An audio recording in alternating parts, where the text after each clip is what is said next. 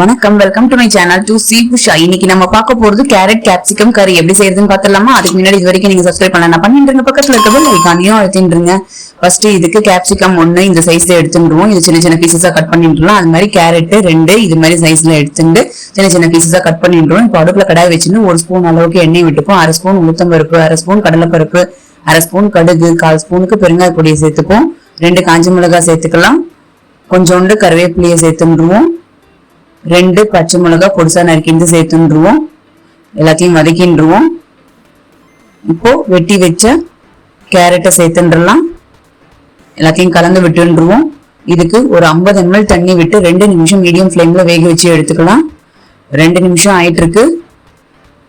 முக்காவாசி வெந்துட்டு இருக்கு. போதும் இது. இப்போ கேப்சிகம் சின்ன சின்ன பீஸா கட் பண்ணது சேர்த்துட்டு மஞ்சள் பொடி 1/4 ஸ்பூன், உப்பு 1/2 ஸ்பூன் அளவுக்கு சேர்த்துட்டு எல்லாத்தையும் கலந்து விட்டுருவோம். மறுபடியும் ஒரு 50 ml தண்ணி விட்டு 2 நிமிஷம் மீடியம் ஃப்ளேம்ல வேக வச்சு எடுத்துக்கலாம்.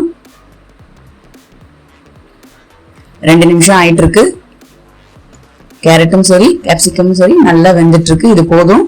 துருவின தேங்காய் 2 டேபிள் ஸ்பூன் அளவுக்கு சேர்த்துக்கலாம். கொஞ்சோண்டு கொத்தமல்லி தழைகளை சேர்த்துட்டு அடுப்பு ஆஃப் பண்ணிட்டு இது எல்லாத்தையும் கலந்து விட்டுருவோம். இது சாம்பார் சாதத்தோடையும் சரி ரசம் சாதத்தோடையும் சரி சூப்பரான காம்பினேஷனா இருக்கும். நீங்க செஞ்சு பாருங்க. உங்களுக்கு எப்படி வந்திருக்குன்னு எனக்கு கமெண்ட்ஸ்ல சொல்லுங்க. இந்த சேனல் டு சி புஷா லைக் பண்ணுங்க, ஷேர் பண்ணுங்க, சப்ஸ்கிரைப் பண்ணுங்க. தேங்க்யூ.